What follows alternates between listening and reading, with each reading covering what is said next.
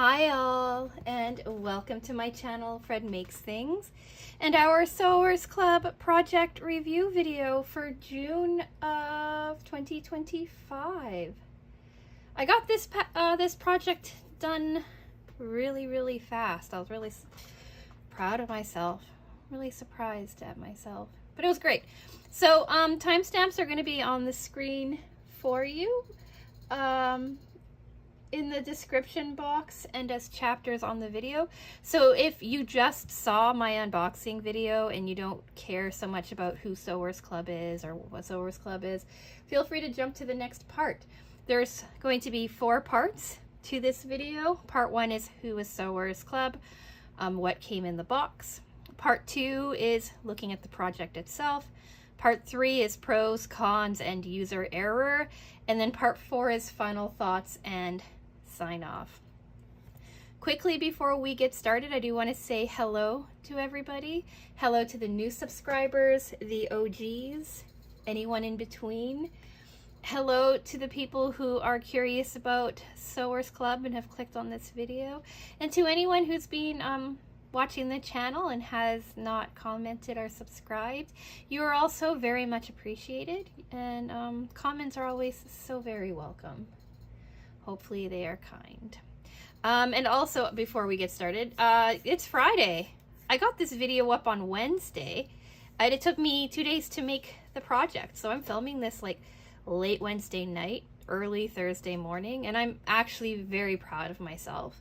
Normally I take 2 weeks to try to do a turnover on a project so that if it's difficult or I encounter some issues or what have you,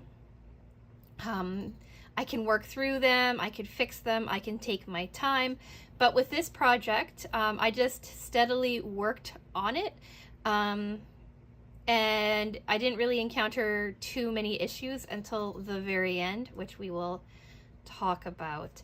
It also helps that, right, we've been through a crazy heat wave here in Connecticut, I believe in New England in general, but it's been so hot, and there's 2 air conditioners in my home. One is in my bedroom and one is in my sewing room / cat quarantine room.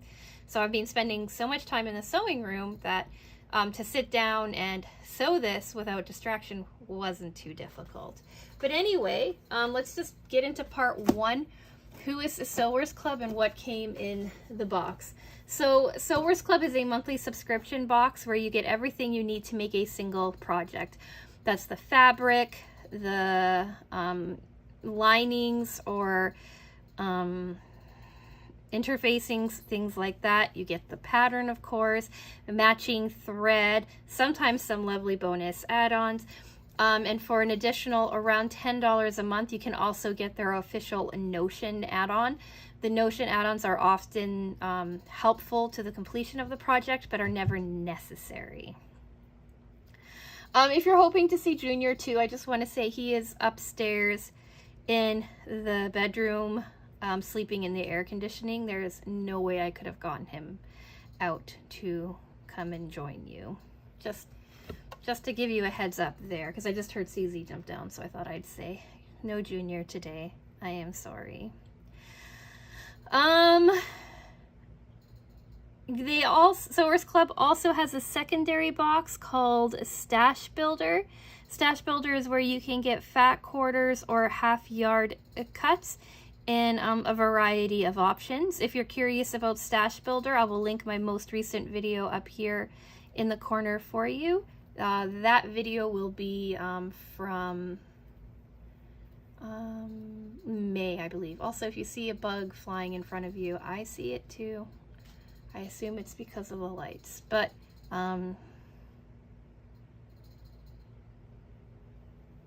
yeah. Oh, another bug. Jesus. I guess this is what I get for filming so late. There isn't very much light on in the house right now, and a couple of our screens are in desperate need of being replaced, so I apologize for any bugs that flit in the frame for you. Anyways, so you can get the project box, or you can get the Stash Builder bundle. or you could get both. If you're interested in them, I do have a savings coupon for you. Code FRED will save you $12 Canadian on your first box, and code FRED30 will save you 30% off on your first Stash Builder box. Different codes because the pricing structure is a little bit different. And I do want to say that these are affiliate codes, so if you choose to get Sewers Club or Stash Builder, I do make a small commission from the use of that code. But honestly, I just like providing you like a savings to get you started with Sewers Club. I don't really care that much about the commission. Secondly, Sewers Club for their project box is running a wait list. So if it's something that you're interested in, I highly recommend signing up for the wait list, signing up for their email newsletter thing, so that they will let you know when the subscriptions have reopened. So yeah, now let's talk about what came inside the box. So if you want my first impressions of this box from 2 days ago, here's a link to my unboxing video for you. But if you just want to sit here and watch me go over it, that is fine too. So as I work, I put everything back into the box. That way I can come and talk to you all about it. So this month we're making Emily's Ribbon Trivet. It uses 3 different fabrics. And it's big, right? It's nearly a foot by a foot. It's 11 3/4 by 11 3/4.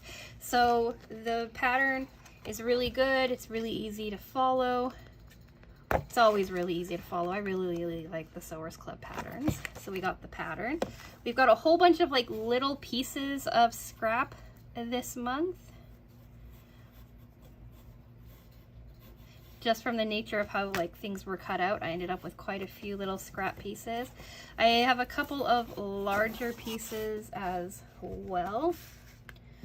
Not huge, but this is how much of my fat 8s I have left. So I would say about half of my fat 8s.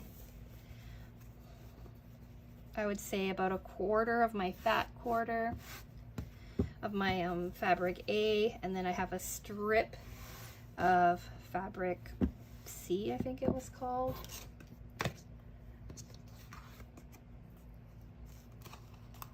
Yeah, so the pink toile is fabric A. It's called Swan Toile and Nectar. This white is Colorworks in fat 8th. And then this fabric C is Swan Song or Lake and White, and I got Swan Song, and it was a fat quarter, and this is how much of that I have left of that. We have some smaller scrap pieces from the Insulbright and some of the cotton batting. They also gave everybody notions this month in the form of hand sewing pins or needles. They're self-threading needles. I didn't even really bother working with these because I only had a couple of days and I had zero intention of hand sewing anything. So besides the self-threading needles, if you got the Notions add-on, they gave you a needle threader as well. And then also this Best Press starch and sizing alternative. And this, I'm guessing, was so that because you're working with such small little pieces, this could help you, right, keep everything nice and clean, nice and flat.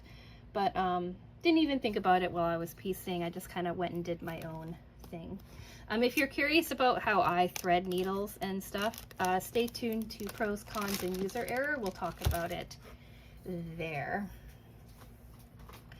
So, oh, and then the last thing that came in the box is white cotton thread, the Gutermann 1006. I already have cotton thread in white in this exact color, so I just used that instead. So now I have this for future use.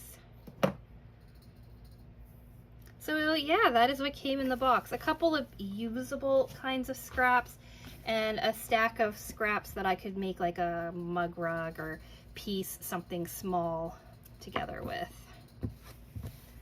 Let's get into part 2, discussing the project itself.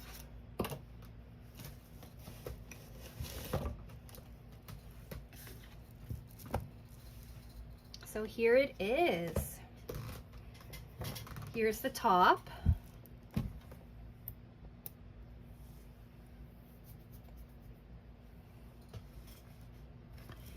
Here's the back. Hey, Mama.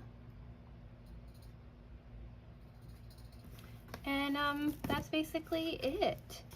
I did creative quilting on this. So I did, I quilted both sides together at once using my walking foot. And I went a big square, and then I did a little V and then a smaller V, and then I did the same on here. 2 V's, 2 more V's, and then 2 more V's, just to give it some kind of like puff, some kind of dimension, but not making it too difficult on myself to quilt. Here's the back again with the quilting on it. And then the binding. I did machine bind it. I used my new Stitch in the Ditch foot, but it turns out that Stitch in the Ditch foot is slightly bent, so they're not as clean as they could be, but I think it turned out pretty well. So yeah, we're going to talk about this bit in pros, cons, and user error. So yeah, not much to like show you, because it was a very straightforward project, which I really appreciated this month. So now let's do part 3, pros, cons, and user error. Pro, I like this. I like the size of this trivet. I like how thick and like substantial this trivet is. I like the colors that they chose. I like the fabric that they used. I like the simplicity of the bow, but how pretty the bow still is. I love this floral fabric. It's not a floral that I would use normally. It's not a floral I would gravitate to normally, so I had no problem using it as my backing. And I really like how it kind of makes the pink and the white pop, while still adding a little bit of color into the binding. I really like how my binding turned out. I didn't have any real troubles getting it on, getting it together. I did use my walking foot to do the binding, so because of how thick everything was, but then I switched over, like I said, to a Stitch in the Ditch foot to do the finishing on it. I like how straightforward the piecework was. It was nothing too difficult. It was just half square triangles and regular squares. And even though everything is really small and fussy on this, the fabric is really nice. It's like a really nice quilting cotton. So when you're like using cut pieces, they're not fraying a whole lot. Like they're staying really nice and intact and stable, which means that like you can manipulate your pieces a little bit better. Like of course you get some fraying, you always do, but it's really nice. Like what were we working on?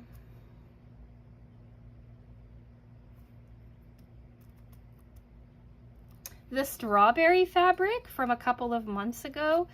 That frayed. That was really thin fabric. That frayed quite easily, and it was a little bit more difficult to work with. But this is an excellent fabric for this project. What I mentioned in the unboxing that this is a semi directional fabric as well. Like you've got your floral pointing up and pointing down, right? So they run up, they run down. And normally I'd be really fussed about making sure everything lined up, but I think it looks okay kind of being all over the place and stuff. I didn't notice the bees when I was cutting, but I do have like one fully intact bee, and I've got a couple of like fully intact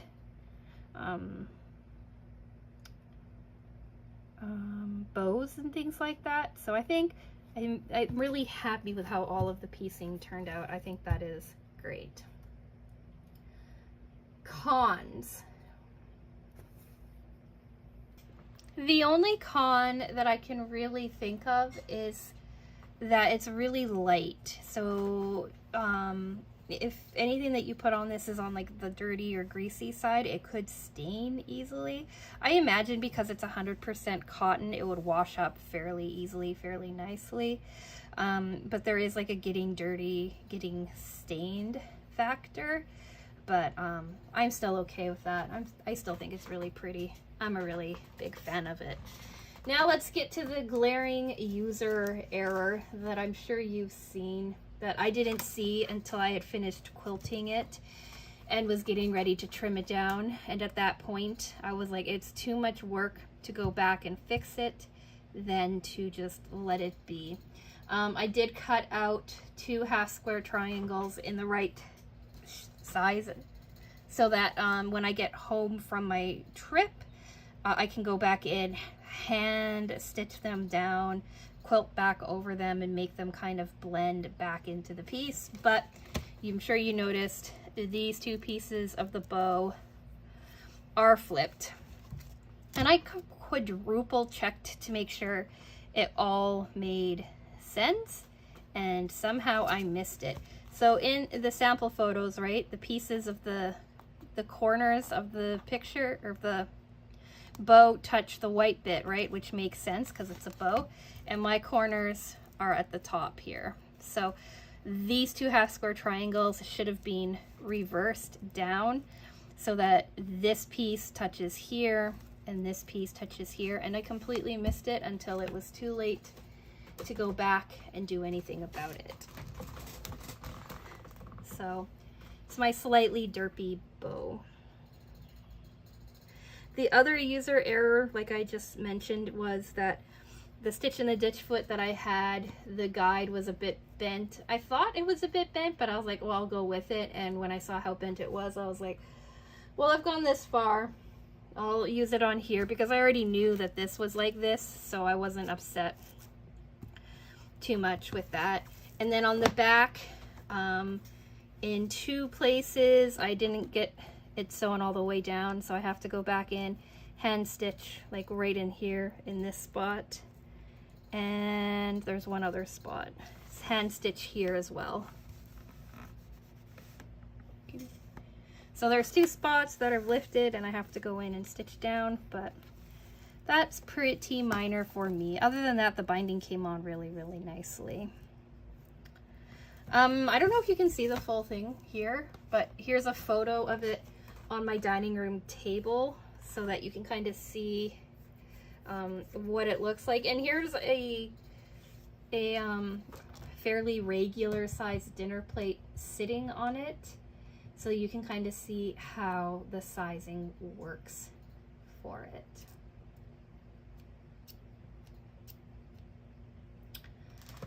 So before we get into final thoughts and sign off, I do want to just show you how I thread and needle. There was a lot of discussion about whether or not you needed the hand stitching or the, what are they called? Self-threading needles. One of my commenters said she broke one of hers because it wasn't working for her. On another YouTube channel, I'll link her down below, but Liz was talking about how she just learned different ways of doing threading needles, so she didn't really have to worry about it. But this is how I learned. It works with almost any size needle and almost any size thread. The idea though is to have, right, your needle eye match about the size of the thread you're using, right? So I've got an embroidery needle for cross stitch. I've got some embroidery thread. I grabbed these because A, they were near me, and B, for demonstration purposes, right? It's a good size, but I do this with cotton thread, like hand stitching thread all the time. So you take your needle in one hand, you turn it on its side so your head is perpendicular to the ground, and the side of the head, the side of the eye points up, and the opening points to the side. You take your thread of whatever sort, you lay it over your thread or over your needle like so, pinching it thumb and forefinger, right? So you see there's that little bubble right there of blue thread. You keep this side pointing up, you pull through, and then you kind of wiggle your needle on. And that is how I learned how to thread a needle. So one more time. All right, so you've got your needle, your side pointing up, the eye to the side, pull through, little wiggle, and it's on. And then if you're not explaining it, right, it only takes a second, or like a second to do. And it works almost every time. Sometimes, right, depending on your thread, sometimes depending on your needle. It works like 99% of the time on like the first try. So that is how I learned to thread a needle. If you were at all curious, I actually have a short on my channel from years and years ago that I did the exact same thing. So I think I had some questions about it years and years ago and some comments, and I was like, oh, well, here, I'll show you. And then I did a short. But yeah, so let's get into final thoughts and sign off. I think that this is some of the best piecework that I've ever done on this channel. All of my points line up. Everything is really nice and clean. I haven't really clipped anything too hard. All of my seam allowances match up. That's mostly because I've been messing around with a 1/4 inch seam allowance foot. Who knew using a foot for perfect seams would give you perfect seams? Shocking. But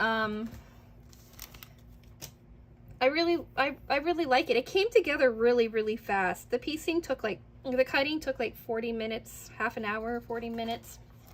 It's really 2 different sizes of squares and some rectangles. The piecing took probably an hour and a half maybe. The quilting took me like half an hour, no, not even, like 15 minutes to do. The binding took me 20 minutes, 30 minutes to get done. So it was like a 4-hour project, maybe start to finish. I did do it over 2 days. I finished it this afternoon.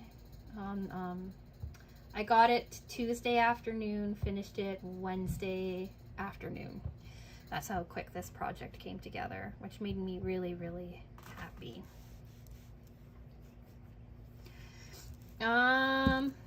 So yeah, it is definitely more, I would say it's beginner friendly, but you have to be very precise with your cuts. And then with your half square triangles, they did give you more than enough leeway when you're trimming it down, so you don't have to worry, like you want to be as precise as possible, but you did have quite a bit to trim away to get it down to the right size, which is nice for a beginner, because sometimes when the project calls for like such precise cutting, and it can feel a bit daunting. I would make this again. I would make this in different colors. I would make this block for different things. I'm on a tote bag kick. I'd probably turn this into a tote bag.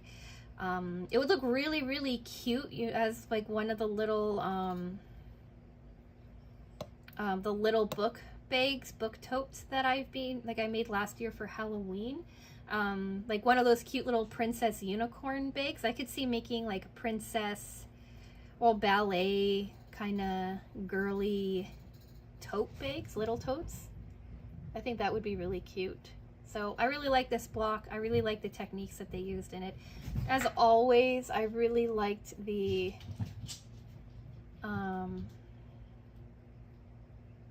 sorry, cats are playing. I really liked the tutorial video. And what's really great in this tutorial video, the narrator, the lady walking us through the tutorial, she talks about how you could do it this way or you could do it this way when you were trimming your half square triangles. She said you could quilt it this way or you could quilt it this way when she was talking about quilting. Like, she was giving you options in the video, and I really liked that a lot. So yeah, it's a bit of a departure from bags and baskets and things you put other things into. But I'm really happy with it, and I'm so happy that it was an easy project to get together that I could talk to you all about before I head off for 3 weeks. So what do I have coming up? Well, I'm on vacation starting Monday, really. For the next 3 weeks, I will be in Canada with my family. I have pre-filmed some videos, so you will be getting like a sewing tour, a sewing room update, some organization with that. You'll be getting my favorite notions, the notions that I have that I don't really use, I don't really like, their reasons, and some possible swaps that I found. Doing a haul video as well, and a few other things. Monday is 100% our Hooks and Needles review box. I have 2 of those projects finished. I'm not going to start on the 3rd because I don't have enough yarn or time or patience. Wednesday should be some sort of unboxing video for you. And then after that, it's dicey and we get into all of the pre-filmed content that I've been working on for you. So if any of that interests you, do think about subscribing. Like the video if you've made it to the end. Like the video if you like how the project turned out. And let me know in the comments section if you noticed my big snafu here. And then speaking of interacting with my YouTube page, great transition there, but it looks like YouTube has a new feature. They asked me to activate it. I have, where subscribers, I believe, can now post to my community tab. So if you want to share your finished project over on my community tab, go check it out and see if you can do that or not. I would really like to see if others, like, if it works or not. YouTube said it should be working, but I haven't told anybody about it, so I haven't had anybody post anything to the channel page. So let me know if you can post. That would be really cool to see. And yeah, with all of that being said, I'm going to say thank you so much.